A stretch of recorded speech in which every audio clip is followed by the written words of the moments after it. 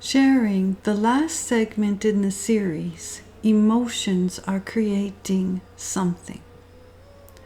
We have shared that emotions are creating something, and we have asked you to ponder, what are you creating by how you are feeling?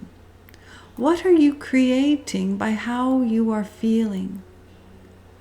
When one is feeling frustrated, when one is feeling disappointed, it is very difficult to be inspired to create something that one perhaps would feel joyful. So if one wants an experience that they feel would bring forth joy, but they are disappointed for various reasons, it is difficult to create what one is perceiving as joy because the disappointment takes over. Or one has created something in the understanding that the creation of would bring forth grand happiness, and it doesn't take long at times for the outcome to provide a space of disappointment, of contrast. Well, I thought it was going to be so good, and it was not. It was just not what I was expecting. I thought the change would bring happiness. It just was not what I was expecting. And that can be applied to many avenues in life. So then, what if one created from the space of the creation without expecting anything? And that would be challenged because one has to have, if you will, the desire to create something to provide what one feels will bring happiness. But what if the creation was the happiness? What if the creation itself was the happiness? So we used an example, one opening up their business, and the business did not flourish and the business closed. And one perhaps would say to the owner, "I'm sorry your business failed." "Well, it didn't fail. I opened a business." "Yes, but it did not flourish. It's closed." "Yes, but I did not fail. I opened the business. It was my desire to create the business." "Yes, but would it be not your desire to create it flourishing?" "Well, yes, that would have been wonderful if it did. But it did not, and I did my very best. I did my very best in creating what I thought others would enjoy." "Yes, so it failed." "It did not fail. I just now understand and see it a little differently. I understand that what I was offering ones didn't truly want it." One may look and say, "Yes, but it failed." But it did not fail. I just now have a deep understanding that ones were not wanting to receive what I was offering. "But how do you not feel badly about that?" "Well, I created it." That was the creation.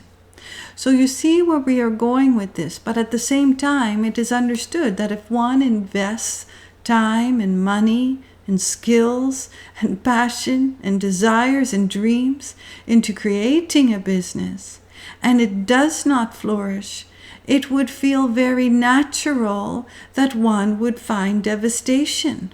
It would feel very natural that one would find disappointment. It would feel very natural that one would be sad. But what we are sharing is, how long does one want to be disappointed? How long does one want to be discouraged?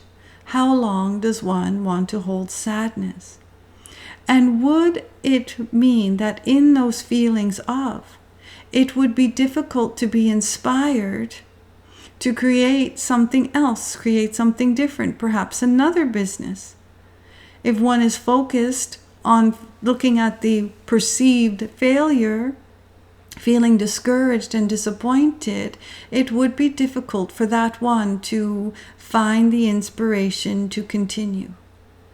But if one felt discouraged, disappointed, sad, and held it for a short period of time, and then soothed their own soul in the understanding it was created, then one would naturally be inspired to try something different, to move on, to walk forward, to create from the space of dreaming, to create from the space of.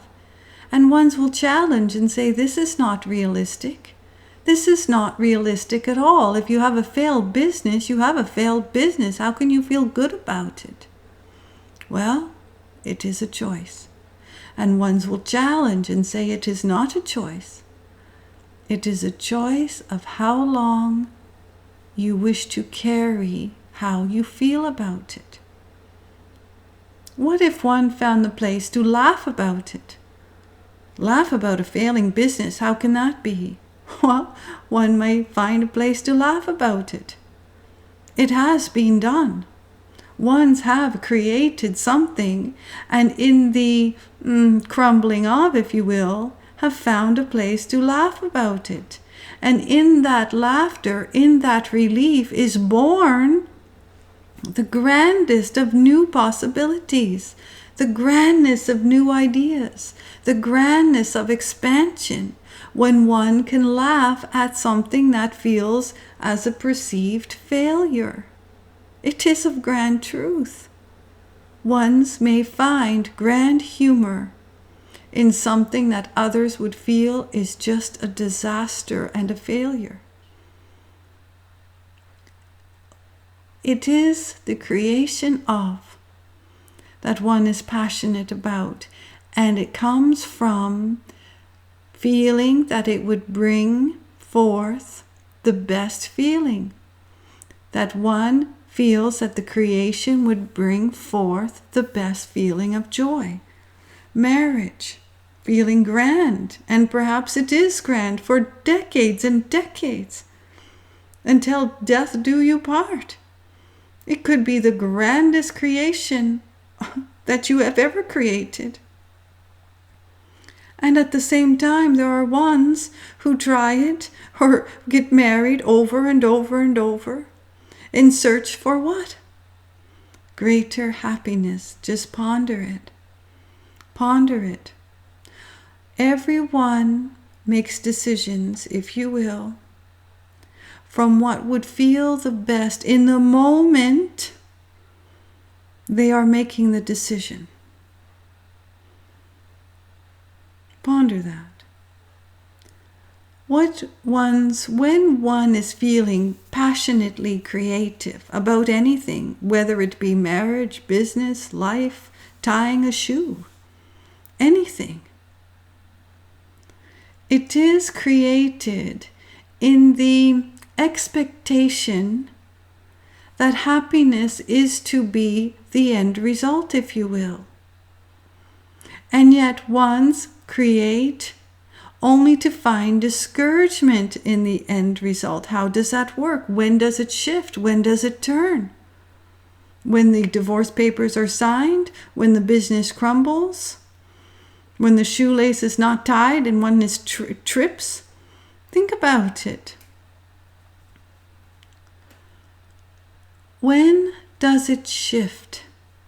And isn't it fascinating that something that brought joy years ago does not bring joy this day? Or something that you felt very miserable about, you look back and think, oh, why was I so miserable about that? Best thing that ever happened to me. Why was I miserable about the divorce? Look at where I stand now. Why am I miserable that the business failed? Look where I stand now. I'm in a much better place. So what is being created and how one feels about the creation truly is born the next creation, if you will. Think of your emotions as vibration walking before you. Think of emotions, vibration walking before you. Where do you want to walk? What do you wish to walk into, if you will? We can share with you to find the seed of happiness in what you feel is sad. It is okay to be sad because of a business failure or because of a divorce. There is a grieving process. This is okay. It is meant to. It is how long you carry it for that creates your journey. Some are so resentful and bitter.